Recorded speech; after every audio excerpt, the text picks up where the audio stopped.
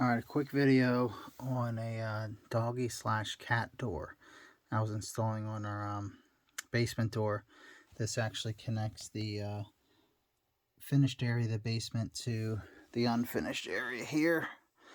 And the only word of warning I have is, I didn't know this because I'm not an expert on like construction, especially inside the house. I'm a lot better with cars and that kind of thing, but the bottom part of like a hollow door like this, the bottom part is solid, and that's what I was cutting into first to cut out the template for this cat door. And I was having a lot of trouble because, I was having trouble cutting through this wood with like the saws I used. I just had like a hacksaw and a Dremel I was using. A jigsaw also would be much better, and they're only like 30 bucks, a Black & Decker on like Amazon or Lowe's, so that's probably a better choice. But I was using what I had, and I almost went out and got a jigsaw, and then I was like, well, maybe I'll figure it out, and I just kept working at it. And I started realizing that like the cuts up and down, they were just so easy, and I knew I was running into something right here, and I thought maybe it was just a, maybe like almost like a wall stud, and it was only just like maybe right here, but it wasn't up top. So now I know. I bet you the whole inside of the door has like, I guess, what do you want to call it, maybe 2 to 2.5 inches tops of solid, and it probably goes all the way over and up and down the hole. And I bet you the whole inside, except who knows, maybe there's somewhere in here. I could use a stud finder and see, but I bet you the whole inside of the door is hollow, except maybe a few spots, maybe not, maybe it's all hollow. And then the outside is probably what gives it like the structure, like right here.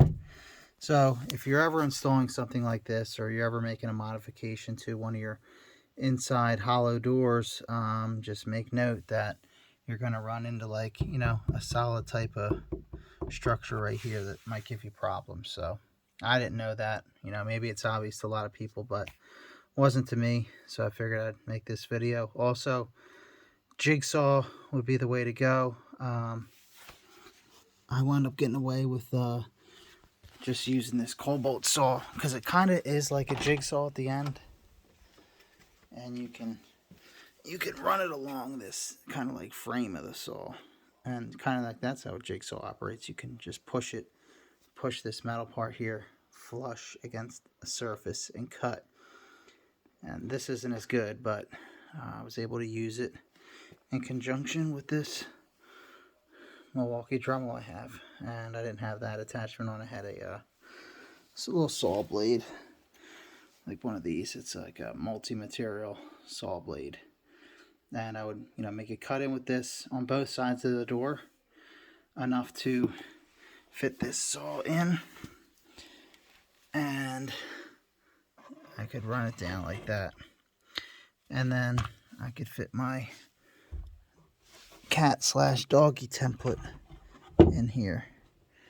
And I used that sand drum. I had to put the phone down a second to get this in, but now that fits in, and I'm going to secure it.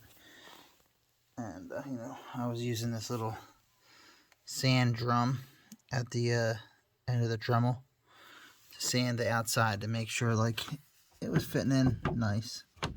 Now I'm gonna secure it all down, and all these imperfections that I caused, most of them should get hidden. Some of them might still be there, but whatever. It's our basement door. Maybe also start on the inside in the unfinished area, because this side of the door is not looking the best, and it's in the unfinished area anyway. And if you're in here, you probably have it closed anyway, so you don't even see the back side of it. I started out here, of course, in the finished area, and when I was kind of doing trial and error, or whatever you want to call it, trial by fire, I hit the door in some spots. That will get covered up. I think even my pencil marks there will get covered up, but and this stuff will get covered up too. I slid with the sanding drum, but other than that, I think it'll turn out okay. We'll see if the cats use it. Got 3 of them. They need to get in here for their litter boxes, and I'll keep their stink from the litter boxes outside of the unfinished area, because right here there's a huge vent return, and that's used to circulate the air throughout the house. Sometimes they take a nasty dump, pulls in the stink there. Maybe the filter catches some of it, but then it just sends it out to the rest of the house. So hope this was helpful. Like and subscribe. See you slobs.